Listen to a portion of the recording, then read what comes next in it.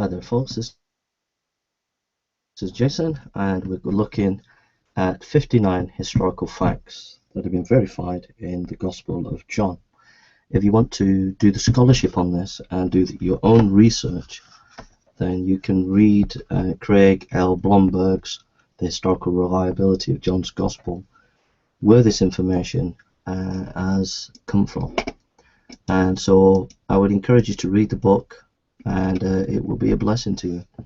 It's a good commentary. I wouldn't say I agree with everything by Craig L. Blomberg, but I would say he is an eminent scholar and will be a blessing to you. And I just want to share with you the 59 confirmed historical facts in the Gospel of John. Number 1. There were water jars used in John chapter 2 verse 6. Archaeology has found the water jars that were mentioned in the same area as in John chapter 2 verse 6.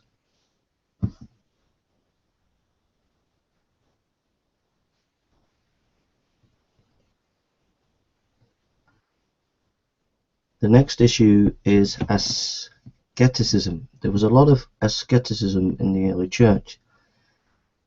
Historically, that means in John chapter 2 verse 8, the turning water into wine is an unlikely invention. Archaeology has confirmed Jacob's well in John chapter 4 verse 6. In Josephus' Wars of the Jews chapter 2 verse 232, we see that there was the Samaritans and the Jews were not getting on, and this is confirmed in John chapter 4 verse 9. The word come down describes the way the geography of Western Galilee is described. There is an elevation falling from Cana to Capernaum. So this is verified in John chapter 4 verse 46 and 49 and 51. The words went up describes what would happen if you were going to Jerusalem, as it was an ascent, and that is in John chapter 5 verse 1.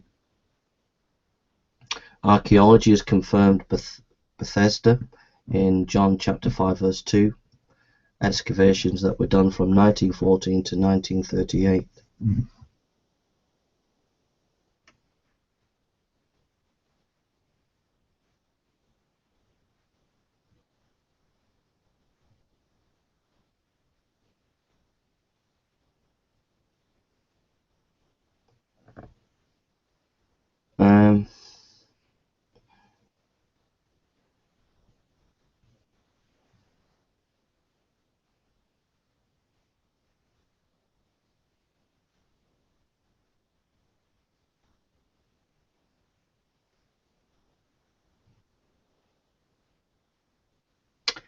In John chapter 5:31, the Lord says that his ministry is based on the testimony of the Father, and Blomberg and scholars would say that that's historically true in John 5:31, because a later redactor would have taken out, wanting to confirm the divinity of Christ, would have wanted to make it self-evident rather than actually say that it was from the Father. I think that's more of a mute theological point.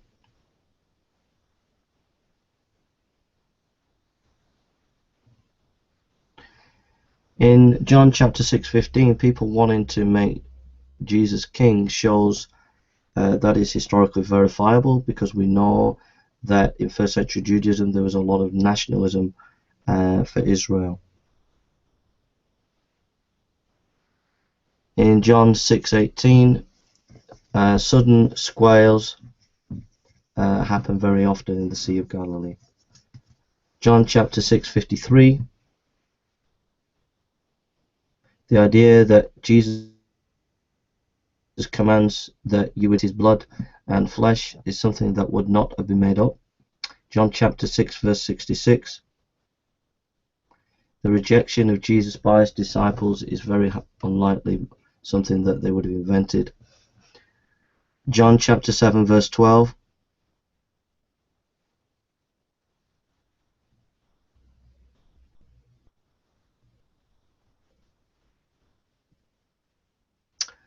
The idea that in John chapter 7 verse 12, some said Jesus was a good man, some said he deceived the people. These things would not have been made up.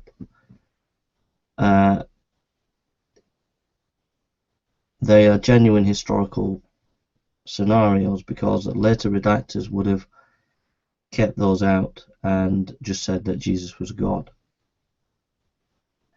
John chapter 7 verse 20, that people said he was demon possessed is an unlikely invention.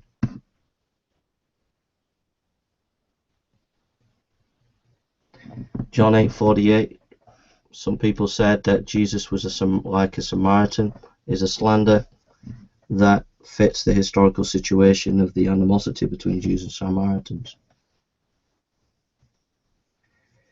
Jewish people wanting to stone Jesus is historically true, because that's what would have happened in his day in John 8:31 and 59.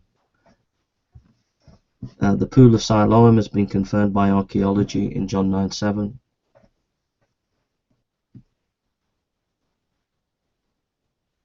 Authenticity can be seen in John chapter 9, 13:39. The threat of the Pharisees throwing people out of synagogue was a likely scenario. John chapter 9:17, the man who is healed calls Jesus a prophet, is historically reliable because it shows an embellishment of history. John chapter 10, 22, 23.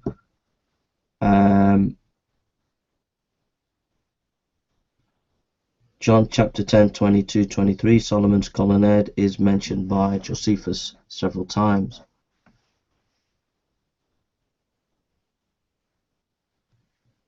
John chapter 11, 18, the distance between Bethany to Jerusalem is accurately recorded in the Bible, John 11, 18.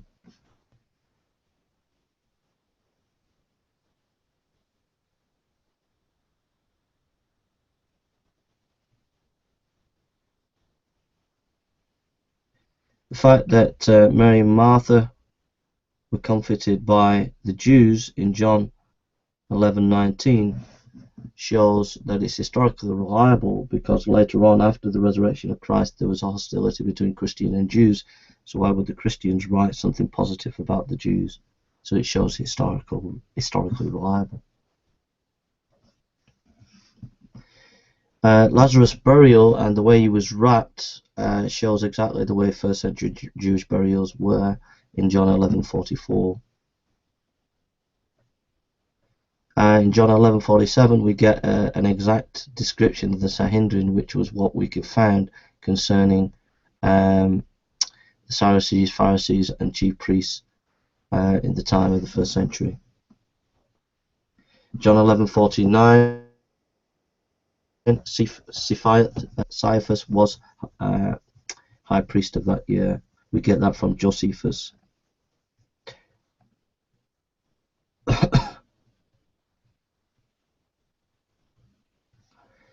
In John 11:54, the obscure village of Ephraim is mentioned by Josephus as well in John 11:54.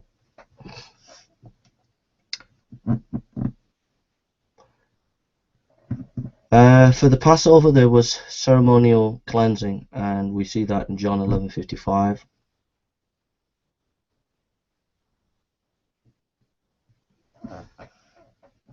The anointing of people's feet with oil was a common thing in Jewish culture, John 12:3. John 12:13. Jewish practice celebrated military victories was waving palm branches, which shows historical veracity in the text of John 12:13.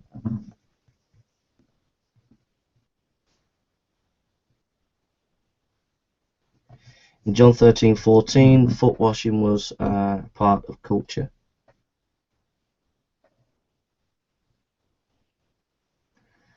And John 13:24,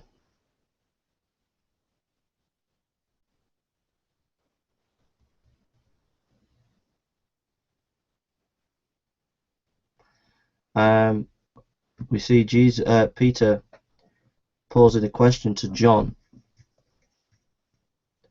to then go and ask Jesus.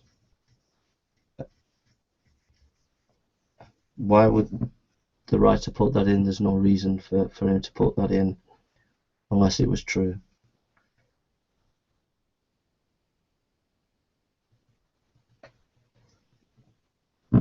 When in the text in John 14:28, Jesus says, "The Father is greater than I," seems to be historically reliable, because if John wanted to say Jesus was God, why put that in as well? The use of the idea of Jesus is divine in John 15:1 makes full sense, because the temple gates had a golden vine carved on them, and shows the connection of the historical times of that metaphor.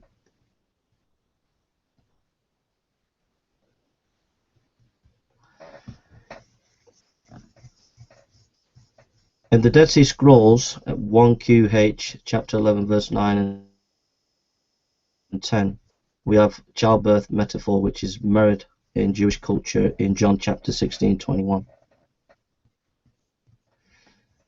In John 17:1, Jewish posture in praying was towards heaven, and is mirrored in that passage.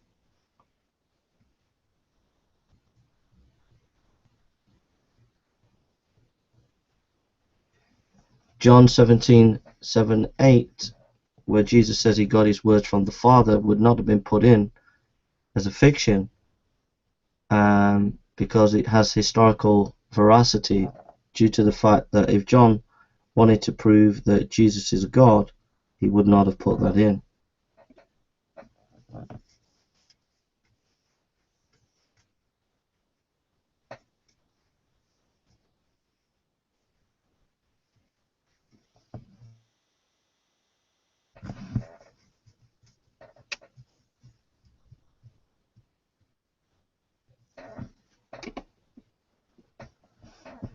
A specific name mentioned, Malchus, where he had his ear cut off, is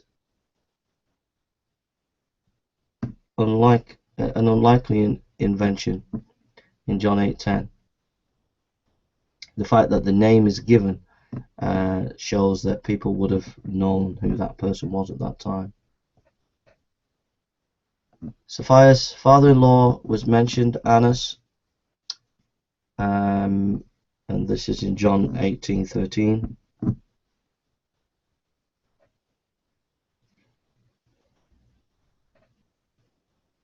In John 18:15, the writer John says that the high priest knew him. This would be an unlikely invention.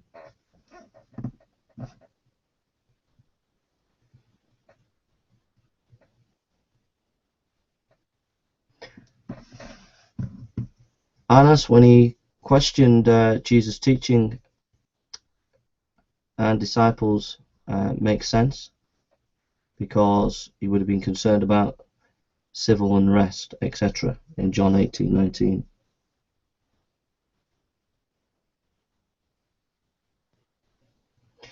The relative Malchus, the high priest's servant who had his ear cut off, would not have been made up in John 18:26. It would have also undermined John's credibility if he would have made that up.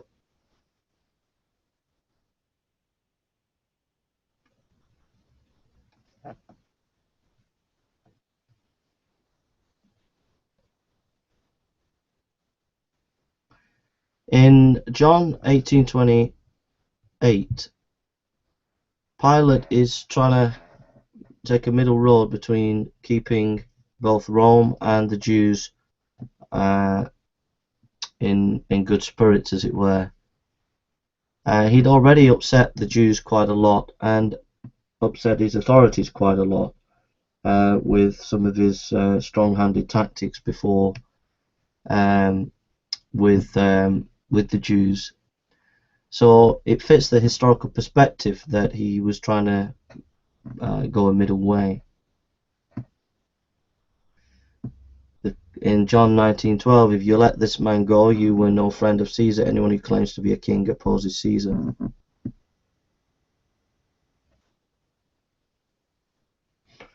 In Philo's book, to Gaius, chapter 38, verse 301 to 302, Philo shows that the Jews pressurized Pilate in a similar way.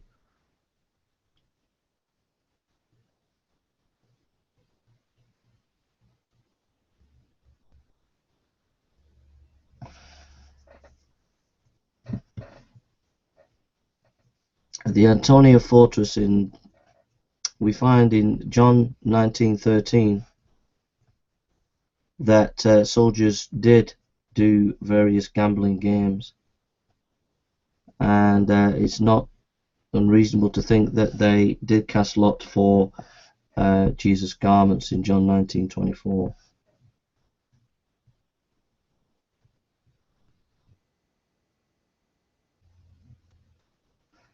In John 19:15, we have no king but Caesar. Seems to be historical reliable.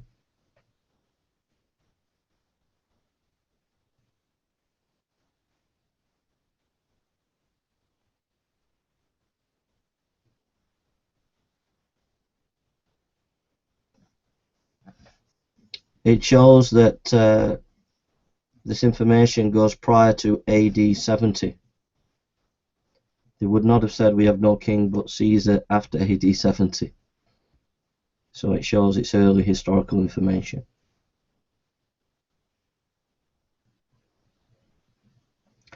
The crucifixion of Jesus in John 19:17-30 can be found in Josephus, Tacitus, Lucian, and Jewish Talmud.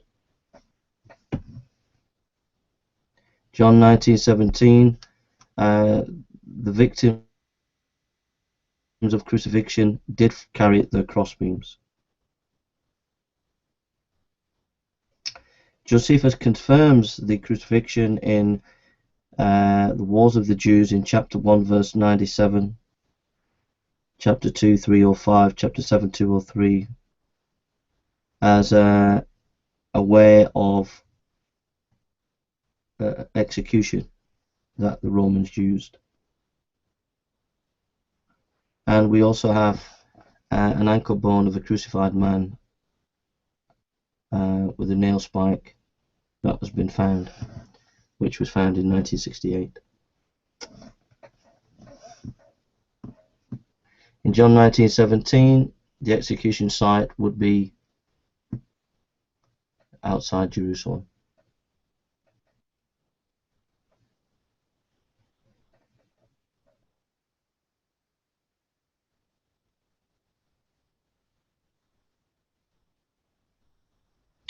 In John chapter 19:34, the water and blood coming out of Jesus' side is exact medical representation that we know would happen today. And John would not have understood the full medical implications of what he was describing.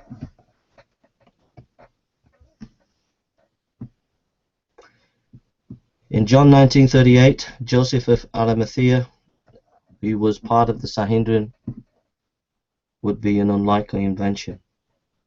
Why would they mention someone who was part of the Sanhedrin? The Sanhedrin would have just denied it, so it has the truth of history about it. Josephus in his Antiquities 1719 199 and John 1939 confirms that there are spices that were used for burials of that time. A demon-possessed woman such as Mary Magdalene in John 20 verse 1 would not be seen as a first eyewitness account in first century Judaism, so that shows that it has historical reliability. Why use a demon-possessed woman as your first eyewitness account? In that culture it would have been seen as crazy, so it has the ring of historical veracity. John chapter 20 verse 15, that Mary thought Jesus was a gardener, is something that the writer would not have invented or made up.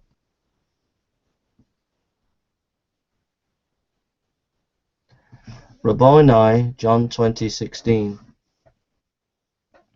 which is Aramaic for teacher, is authentic. It's something that the writer would not have invented.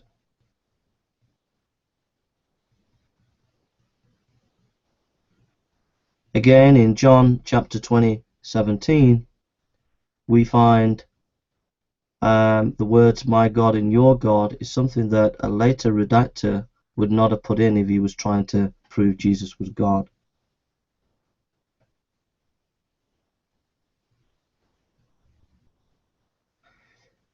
In John 21:11, the number of fishes that was stated has no theological significance, and so seems to be a historical piece of information, and would accord with the tendency of some fishermen of that time who would have liked to brag about large catches of fish.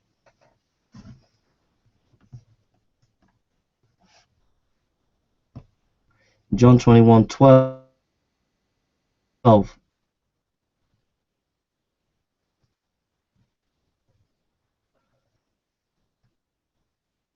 when Jesus' disciples asked Jesus who he was, would have been just exactly the psychological state of mind that the disciples would have been in if they would have seen such a resurrection, and so it has historical veracity.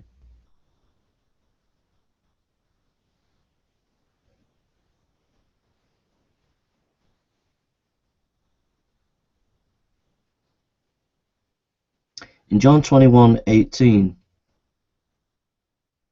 when Jesus tells the fate of Peter,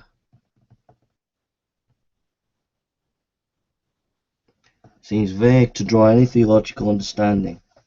The question is, why would John make this up?